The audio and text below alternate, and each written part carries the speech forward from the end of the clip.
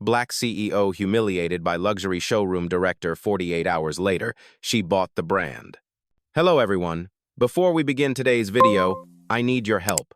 We've noticed that the channel is losing traction, and subscribing is one of the best ways you can help us. It's quick, free, and allows us to continue bringing you great content. Your support means everything. Let's keep this channel growing collectively. Where are you watching from? Drop your city or country in the comments below. Thank you very much. Now, let's get back to the story. You can't afford this. The words slice through the air like a whip. Every head in the showroom turns. Bright chandeliers shimmer above a row of luxury cars, polished, gleaming, untouchable. Yet right now, the only thing reflecting in those flawless hoods is humiliation. The man shouting stands tall in a navy suit, face flushed red, finger pointed like a verdict. Beside him, a woman in heels lets out a sharp laugh, high, cruel, rehearsed. Across from them, Danielle Brooks doesn't move. Her dress, a soft clay orange, looks almost muted against the white marble floor. No designer label, no jewelry, only calm eyes that have seen this before. She doesn't need to ask why this scene is happening. She's lived it too many times. Before we continue, where are you watching from? Drop your city or country in the comments below. And if you believe in dignity and justice, hit like and subscribe. These stories spark change. And we're glad you're here. Now, back to Danielle. The man steps closer. His badge reads, Mark Holloway, Showroom Director. You people walk in here every week pretending you can buy one of these, he spits. Let me save you the embarrassment. The words echo off the glass walls. A few guests glance away, pretending to study the cars. Others watch, frozen, unsure if they should intervene. Danielle doesn't blink. She simply tilts her head. Is that how you treat potential clients? Mark scoffs. Clients? Real clients don't dress like that. The assistant next to him giggles again, covering her mouth too late. Maybe she's here to take photos, she whispers. Danielle's fingers tighten around her phone, not in anger, in control. She studies him for a moment, then quietly asks, Do you always judge credit limits by color? Mark's grin falters. Just for a second. The silence stretches. Someone coughs near the espresso bar. A guard at the back straightens, uncertain whether to step forward. Danielle doesn't move. Her stillness unnerves him more than any outburst could. He leans in close. If you can't afford to be here, he says low and deliberate, leave before I call security. Her reply is calm, level, almost gentle, but it lands like thunder. I'm not leaving. I came to see how you treat people.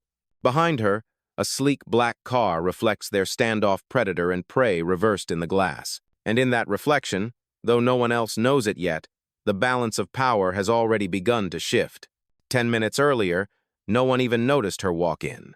No entourage, no cameras, just quiet confidence wrapped in calm. Danielle Brooks, 38, founder of Brooks Innovations, a $6 billion clean energy empire that had quietly begun acquiring failing luxury brands, had chosen this showroom for one reason: to see who deserved to stay when the acquisition became public. But she didn't walk in like an owner. She walked in like a test. The showroom had that kind of sterile perfection: glass, marble, and money pretending to be manners. Every step she took echoed softly, swallowed by the sound of idle chatter and champagne flutes clinking. A couple near the front desk turned to look, eyes sliding from her brown skin to her simple dress, then away again, uninterested. She asked for the director. The receptionist, eyes glazed with polite resistance, pointed toward a corner office without a word. Danielle thanked her softly, sincerely, then waited. That's when Mark Holloway appeared, straightening his tie like the room owed him attention. Can I help you? He asked, voice smooth, rehearsed, the way people sound when they already think they're superior. Danielle smiled. I'm considering a purchase, something in the Grand Tourer series. Mark's smile thinned. Those start at 7 figures. Financing assistance is across the street. She didn't respond. She simply took a slow look around the glass-encased engines, the chrome reflections, the people pretending not to watch. Mark mistook silence for hesitation. Look, he said, lowering his voice as if giving charity. We get people wandering in all the time. There's a pre-owned lot down the block. I can call ahead for you. A short laugh escaped from a woman behind him, an assistant with red nails and a bright, easy cruelty. She's cute, she whispered, trying her luck. Danielle's gaze lifted to her, steady and unblinking. Luck doesn't buy these cars, she said softly. Discipline does. The words didn't need volume. They carried weight. Mark's jaw tightened. You're wasting my time. Maybe, she replied. Or maybe I'm watching how you treat people before I invest in them. The assistant frowned. Invest? Danielle nodded almost to herself. Exactly. For a second, the room fell quiet, a thin crack in the air. Someone at the espresso bar looked up. A trainee mechanic paused mid-polish. They didn't know why, but something about her tone didn't fit the picture Mark had painted. He forced a smile, waving her off. I'm sure you're very busy, miss? She paused as if testing the moment. Brooks, she said. Danielle Brooks. He didn't recognize the name. He didn't need to, not yet. Because in 48 hours, that name would be printed across every document that decided his future. Sunlight spilled through the showroom's glass facade like liquid gold, catching every polished curve of the cars inside. The air smelled of leather, coffee, and arrogance. Salesmen moved with the easy confidence of people who'd never been told no. The music's soft jazz barely masked the whispers that followed Danielle wherever she stepped. The place wasn't just expensive, it was curated to intimidate.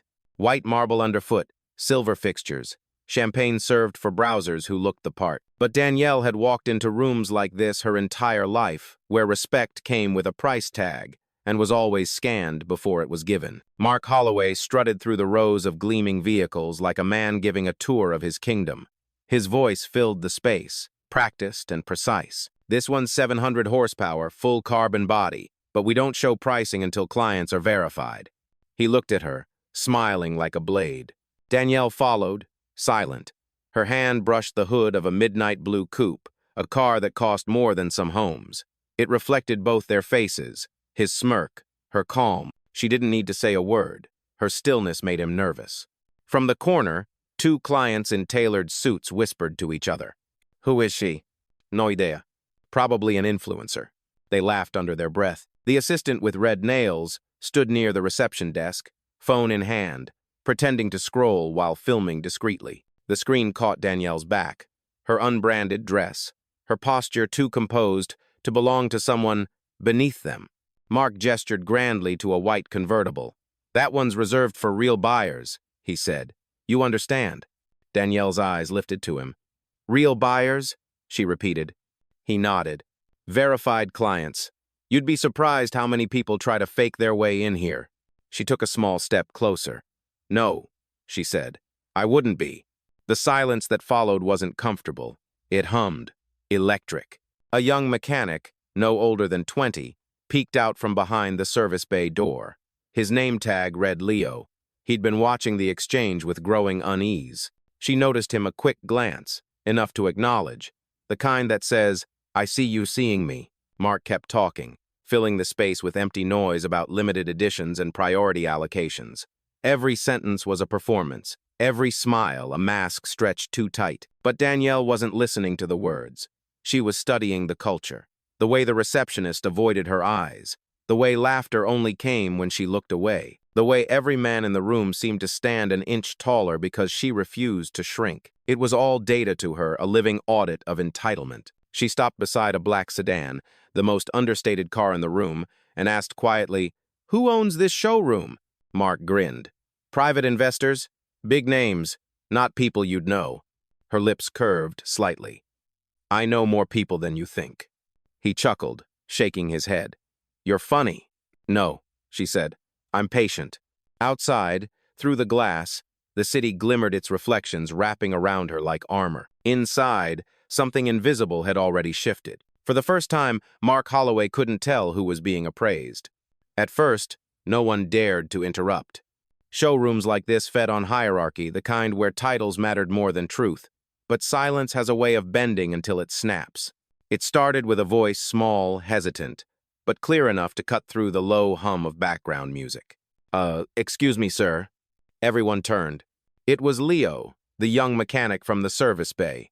His uniform was smudged with oil, his badge half cracked, but his eyes were steady. He held a tablet close to his chest, its screen still glowing. Mark's tone turned sharp. What is it? Leo swallowed hard. I think her name's on the VIP list. The room froze. Even the assistant stopped pretending to text. Mark let out a dry laugh. You think? he mocked. She probably told you that. No, sir, Leo said, a little firmer. The system logged a Danielle Brooks investor appointment today, 10:30 a.m. He looked at Danielle, then back at his director. It says, pre-acquisition meeting. A thin silence stretched across the floor. Danielle didn't speak. She didn't need to. Mark stepped forward, towering over Leo. Delete that entry, now. Leo blinked. Sir, I can't. That's an error, Mark snapped. You're new here. You don't question our client list. Danielle finally broke the stillness. Let him finish. Mark turned to her, smiling coldly. I think we've entertained enough confusion for one day. Leo's hands trembled slightly, but he didn't back down. It's not confusion. It's right here. He rotated the tablet. Her name shone clearly on the screen, highlighted in gold under the heading Prospective Partner, Brooks Innovations. The air thickened. The assistant whispered, Partner? What does that mean? Danielle's voice came quiet but deliberate. It means what it sounds like. Mark's face flushed. You trying to play games with my staff now? Your staff? She repeated softly, tilting her head. Interesting choice of words. Leo glanced at Danielle again, that small, silent look of shared understanding. He didn't know who she really was, but he knew enough. She didn't deserve the way they were treating her. Mark reached for the tablet, but Leo pulled it back. Don't, Danielle said calmly. Her tone wasn't loud, but something in it, authority disguised as softness, made everyone pause. Across the room, two guests whispered. One of them, a middle-aged woman holding a champagne flute, muttered, She's not bluffing. Mark straightened, trying to reclaim the moment. Fine, he said. You want proof? Let's verify it with corporate. He turned toward the front desk. Sophie, call them. Tell them we've got a potential fraud using a company name. Daniela didn't move. Her voice stayed even. Call them. Leo's eyes widened. The assistant hesitated. Sir, maybe we should do it, Mark barked. And just like that, the sound of a ringing phone cut through the tension one call meant to expose her, but destined to do the opposite. Because in less than 2 minutes, the person answering that call would tell him something that would shatter his entire world. The call rang twice before someone picked up. Corporate relations, this is Alex speaking. Mark straightened, forcing calm into his voice. Yes, this is Mark Holloway, director of the flagship showroom. We've got a woman here claiming to represent Brooks Innovations. Name's Danielle Brooks. I'd like to confirm before we involve security. There was a pause, short, sharp, and far too silent for comfort. Then Alex replied, Did you say Danielle Brooks? Yes, Mark said, his tone smug.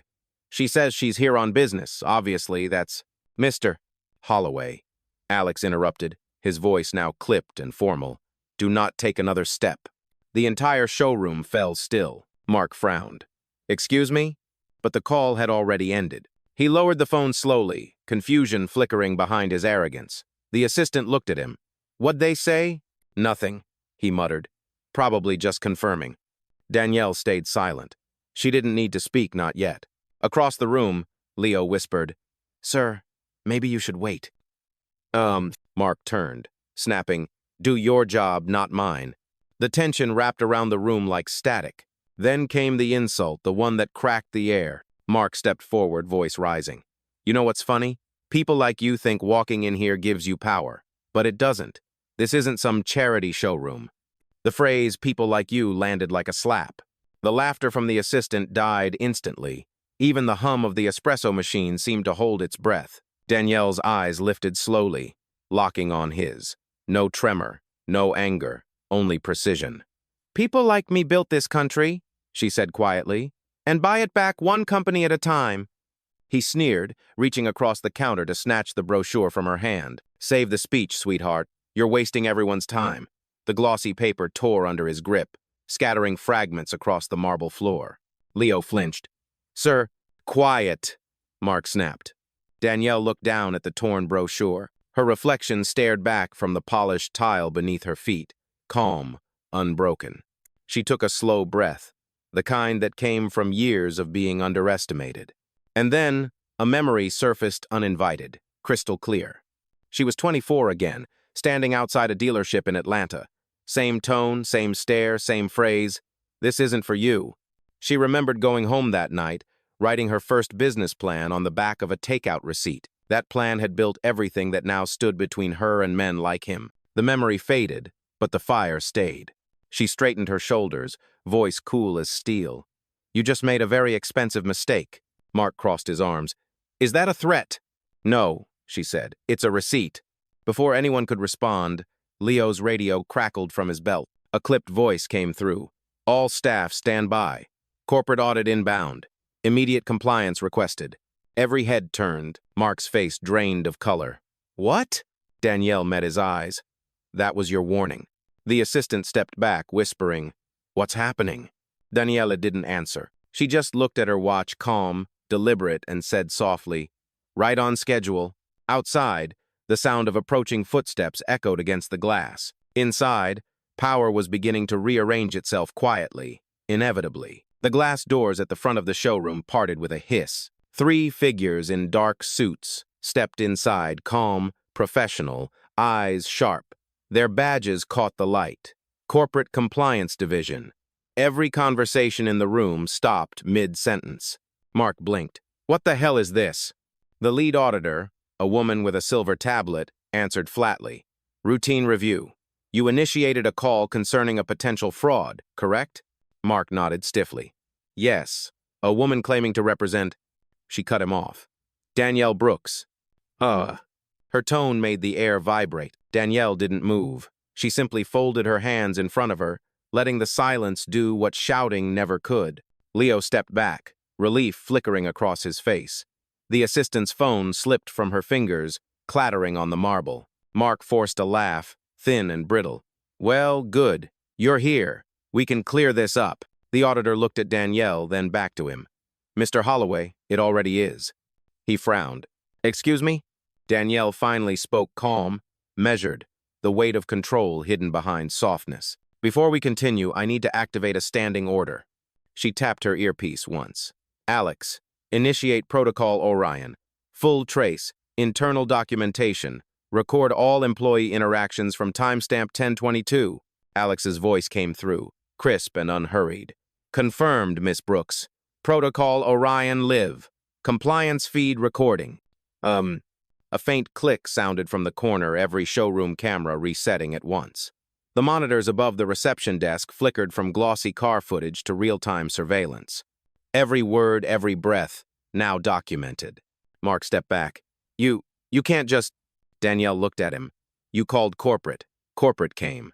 The auditor tapped her tablet. We've logged your remarks, Mr. Holloway, including your instruction to delete the client record. Leo froze, wide-eyed. You heard that? We heard everything, she replied. Mark's face reddened. This is ridiculous. She provoked us. The assistant whispered, Sir, stop talking. Danielle turned toward Leo. Thank you for speaking up. He nodded quickly, unsure what to say. Then she faced Mark again. You said I didn't belong here. You said this wasn't for people like me. But the truth is, Mark, she paused, voice dropping to a whisper that filled the room. You work for people like me. The words landed like a verdict. No anger, no volume, just fact. The auditor's tablet pinged again. Miss Brooks, confirmation received. Ownership documents verified.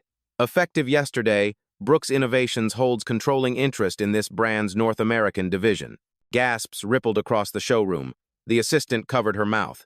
Leo stared at Danielle as if seeing her for the first time. Mark took a step back. That's impossible. Danielle tilted her head. Check the timestamp. The auditor's voice was calm. 48 hours ago, Danielle smiled faintly. Which means for the last 2 days, Mr. Holloway, you've been lecturing your new employer. The silence that followed wasn't empty. It was justice collecting its breath before striking. No one spoke. Even the hum of the overhead lights felt louder than it should. The truth had entered the room like a storm cloud, silent, total, undeniable. Mark's mouth opened, but nothing came out. His assistant looked frozen, mid-blink, red nails trembling against her phone. Somewhere near the espresso bar, a guest whispered, Oh my God, she really owns it. Danielle didn't gloat. She simply turned, her movements deliberate, calm, the opposite of everything they expected from someone they'd just tried to humiliate. Mark finally found his voice, low and desperate. This has to be a mistake. You're not on the ownership board. I would have been notified. You were, Danielle replied softly. You just didn't read the memo. The lead auditor confirmed with a tap on her tablet. Miss Brooks, all controlling shares are now under Brooks Innovations. As of this morning, every North American showroom reports to your executive branch. Mark's face drained of color. Danielle took one slow step forward. Her heels clicked on the marble, echoing through the stunned silence. "You called me a fraud," she said, voice steady, "in a showroom I own. You mocked my clothes, my tone, my patience. And now, every second of it is recorded your words, your laughter, your bias." Her voice didn't rise. It lowered, slow and precise, forcing everyone to lean in. "You thought power was loud," she said. "But real power," she gestured lightly toward the cameras, "doesn't need to shout. It just documents." The assistant blinked rapidly, trying to speak. "Miss Brooks, I didn't mean—" Danielle turned to her. "You meant every word. That's why it sounded so effortless." A collective shiver ran through the room. Leo, still by the service bay, exhaled quietly, a hint of awe in his eyes. Danielle continued, her words deliberate, sculpted. "I gave this brand a chance to show it understood modern clients, modern respect. Instead, you gave me a perfect case study in arrogance." Mark tried to laugh, but it came out fractured. "You set us up?" "No," she said, taking another step closer. "I tested you, and you failed." The air between them seemed to tighten. Every reflection on the cars, the marble, the glass caught their faces like mirrors in a courtroom. "You think this is over?" Mark muttered, clinging to what little authority he had left. Danielle met his stare. "It's not over," she said. "It's recorded. That's the difference." M6. Then, in a tone quiet enough to hush the entire room, she delivered the line that would replay across social media within hours, shared, quoted, memed, but never forgotten. "You mistook silence for submission. That was your last mistake." The auditor's tablet chimed again, confirmation tone, crisp and final. "Miss Brooks, your order?" Danielle nodded once. "Proceed." Mark blinked. "Order? What order?" "Internal restructure," she said. "Effective immediately." The room seemed to tilt. The assistant backed away. Leo swallowed hard. Outside, cameras from curious passers-by were already pointed through the showroom glass. Inside, Danielle Brooks stood centered in her calm, a calm so complete it felt like gravity. The reveal was done, but the reckoning had only just begun. The lead auditor lifted her tablet. "By order of Brooks Innovations, immediate termination protocols are now in effect." The words hit like a quiet explosion. Mark blinked, his breath catching. "Termination?" The auditor didn't look up. "Effective this minute. Director Mark Holloway, Assistant Manager Claire Devine, access suspended, HR documentation to follow." Danielle didn't flinch. She stood still, arms at her sides, watching the system do what fury never could. Behind the counter, the showroom's central monitor flashed red access denied. Mark's ID card, still clipped to his pocket, beeped 3 times before shutting off completely. Claire gasped. "Wait, no, there has to be." Danielle turned her gaze toward her. "The only thing there has to be is accountability." Mark took a shaky step forward. "You can't just walk in here and destroy people's lives." She looked at him calm, unwavering. "I didn't destroy anything, Mark. You did that the moment you decided who was worth respect and who wasn't." The words landed heavy. The other employees stood frozen, some pale, some wide-eyed, some quietly relieved. Leo was one of them. The auditor continued. "Security footage is uploaded. Statements from all present will be attached to the report. You are no longer authorized to remain on company property." A metallic click echoed the locks on the inner office doors resetting. Mark's voice cracked. "This is madness." "No," Danielle said softly. "This is what accountability sounds like." Outside, a crowd had begun to gather behind the glass facade. People pressed phones to the window, capturing the scene, luxury, power, and humiliation reversing polarity right in front of them. Claire tried to plead. "Miss Brooks, please, I didn't mean—" Danielle cut her off gently. "You laughed. That was the meaning." Mark's anger broke through the panic. "You think this makes you a hero? You'll ruin the brand with this kind of—" Danielle raised a hand, silencing him. "The brand was already ruined. I'm rebuilding it." The auditor nodded once toward security. 2 officers in black uniforms stepped forward, calm and professional. Mark stumbled back, shaking his head. "Don't touch me." "They won't," Danielle said. "You'll walk out on your own. Dignity's still your choice even now." For a second, something human flashed behind his fury, a realization that the hierarchy he lived by had just dissolved. He turned, clutching at a pride too fragile to hold, and walked toward the exit. Cameras followed. Every phone caught the image of a man stripped of authority but still wearing its ghost. When the doors closed behind him, silence reclaimed the space. Leo exhaled. "Ma'am, that was—" Danielle stopped him with a glance. "Necessary." The assistant behind the espresso bar whispered, "Did that really just happen?" No one answered. Danielle looked around the room, the cars gleaming under sterile lights, the employees standing in stunned reflection. "Justice doesn't always arrive in sirens," she said quietly. "Sometimes it just logs in." And outside, as Mark Holloway disappeared into the daylight, a wave of applause rose from the street, soft, uncertain at first, then swelling.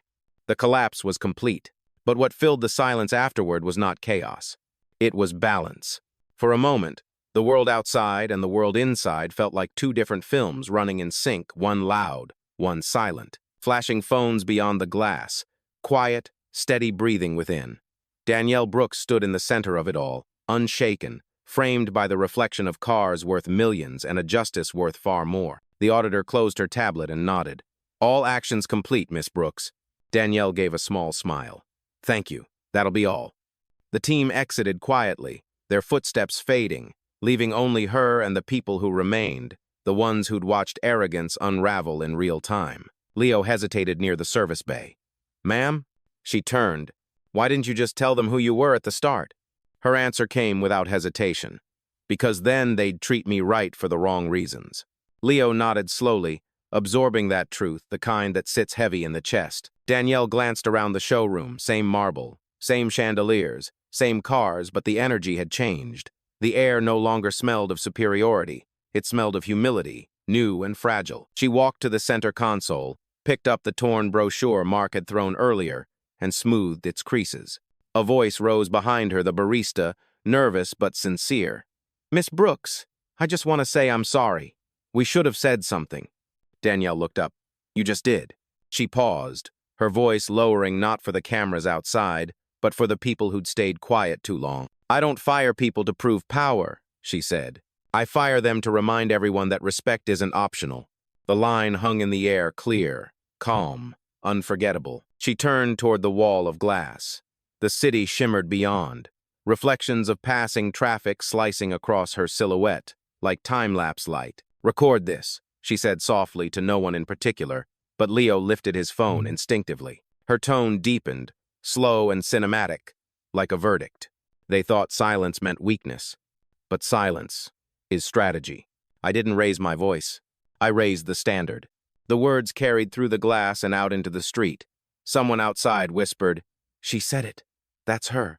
Applause broke out again, not the wild kind, but the kind filled with understanding. Danielle took one last look around the showroom, her showroom now, and nodded to Leo. "Let's start over. Reopen tomorrow. Same space, different culture." "Yes, ma'am." "Yeah." As she turned to leave, the automatic doors opened smoothly, the afternoon light wrapping her in gold. Cameras followed, but she didn't look at them. Her expression said enough. Power hadn't changed her voice. It had amplified her dignity. Outside, someone murmured, "That's what real leadership looks like?" And for the first time that day, Danielle smiled, small, certain, complete.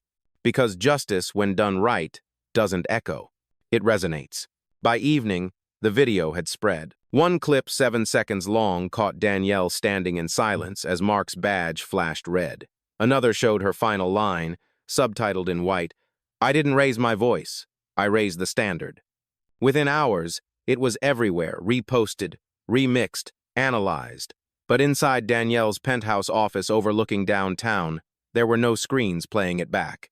Only quiet. She stood by the window, watching the city move beneath her. Streetlights blinked on like neurons. Somewhere down there, people were arguing about her hero, villain, symbol, story. She didn't care. The point had never been fame. It was correction. Nia Thompson, her chief of staff, walked in holding a tablet. "Trending #1 in business and social justice categories," she said. "Press wants a statement." Danielle shook her head. "The video is the statement." Nia smiled. "Still, investors are calling. Some worried about controversy. Danielle turned from the window, her face soft but resolute. If justice feels like controversy, they're in the wrong business. She crossed to her desk, sleek walnut, no clutter, just one small framed photo. Her parents on their porch in Birmingham, both smiling despite the years that had tried to erase that smile. She touched the frame gently. They used to tell me, when people underestimate you, don't correct them, let them find out. Nia nodded, quiet. You let them find out. Danielle exhaled slowly. And they will again.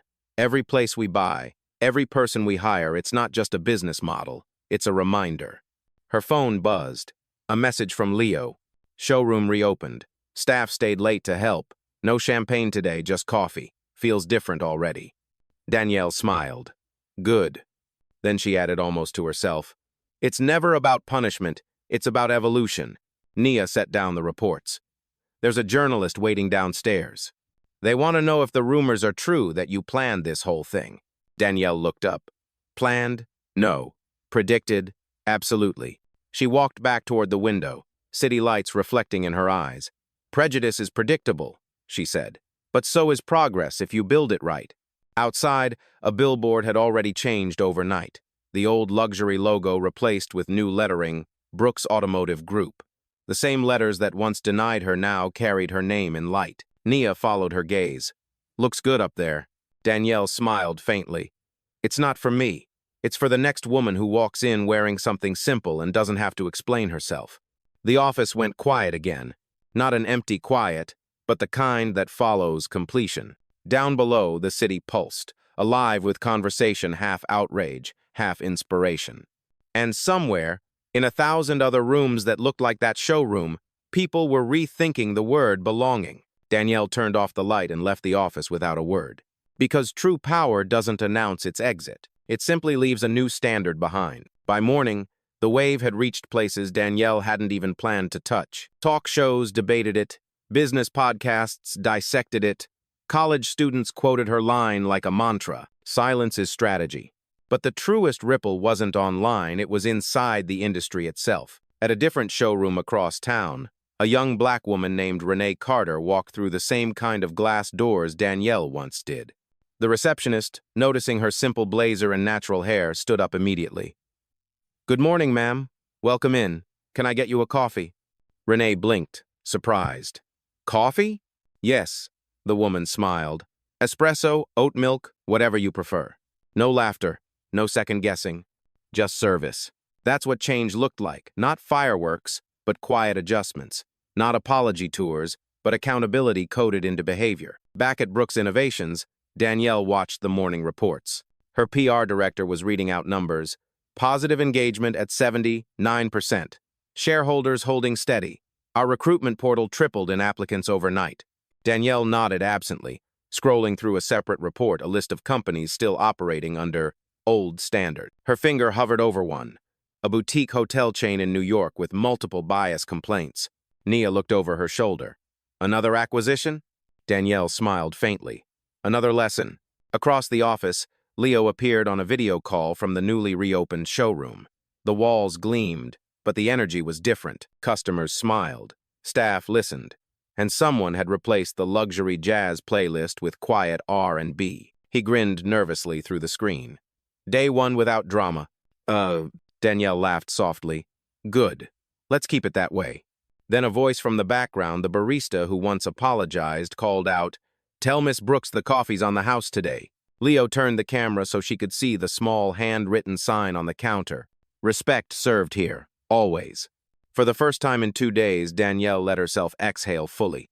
Looks like you've all rebuilt faster than the headlines. Leo smiled. You built the blueprint, ma'am. We're just following it. Outside her window, the city was alive with morning rush cabs honking, vendors shouting, skyscrapers glittering in sunlight. Yet beneath the noise, something subtle had shifted. Tone, posture, awareness. Danielle sipped her coffee, watching a headline scroll across a digital billboard, From Humiliation to Ownership. Danielle Brooks redefines power. She didn't smile this time. She just whispered, It's not ownership, it's stewardship. Behind her, Nia caught the words. You know that's going to be your next quote, right? Maybe, Danielle said, setting the cup down. But only if people remember what came before it. For every headline shouting her name, there were 100 untold moments. Voices rising, eyes opening, biases questioned. That was the real legacy, not the building she bought, but the behavior she broke. And somewhere, far from the skyscrapers and screens, another young woman would walk into another showroom and be met not with suspicion, but respect. That was the ripple, and it was still expanding. A week later, the city had already moved on, at least on the surface. But inside quiet corners of offices, dealerships, and boardrooms, people still whispered her name. Danielle Brooks had become shorthand for a new kind of authority. Poised, unshakable, precise. She wasn't chasing attention. She was rewriting the standard. At the newly renamed Brooks Automotive flagship, sunlight poured through spotless glass. The same marble that once reflected arrogance now mirrored something else: awareness. Employees greeted guests without scanning them. Sales consultants asked questions before making assumptions. Respect wasn't a policy anymore. It was instinct. Danielle walked through the lobby, flanked not by assistants or cameras, but by silence, a good kind. The kind that followed change that had settled in. Leo met her near the display of the brand's newest electric model. "Everything's running smooth, ma'am. Customers keep mentioning what happened last week. They say it made them trust us more." Danielle nodded. Then it worked. She stopped by the car, tracing a finger along the edge of the hood, not to admire it, but to remember. "This," she said quietly, "used to be a symbol of exclusion. Now it's a platform for respect." Leo looked at her, unsure how to respond. "You really think one story can change all that?" Danielle smiled faintly. "One story can start the conversation. Integrity finishes it." Across the room, a young intern approached, nervous, clutching a tablet. "Miss Brooks, someone left this for you at the front desk." It was a simple envelope, no logo, just her name in blue ink. Inside, a single sheet of paper with 10 words written in block letters. "Thank you for showing me what leadership looks like." No signature, no name. Danielle folded it carefully and slipped it into her pocket. "You know," she said, turning to Leo, "we measure profit in numbers, but we should measure legacy in people." Outside, the city's rhythm pulsed steady taxis weaving through traffic, commuters lost in thought, the same world she'd once had to fight, to enter now moving to her tempo. As she stepped toward the exit, a journalist called from across the floor, microphone in hand. "Miss Brooks, any comment on the viral clip? Millions are calling it poetic justice." Danielle paused, then smiled not for the camera, but for the truth in the words. "Justice isn't poetic," she said. "It's practical. It just takes courage to apply it." The cameras clicked, the automatic doors opened, and she stepped into the daylight, her reflection dissolving into the city she'd helped reshape. Voiceover, low and cinematic, closed the moment. Some stories end when power changes hands. Hers began when respect changed meaning. She didn't come to prove herself. She came to remind the world dignity was never optional. The screen faded to black, and in the silence that followed, you could almost hear the echo not of applause, but of realization. Because what Danielle Brooks built wasn't revenge. It was a revolution carried out quietly and written in gold.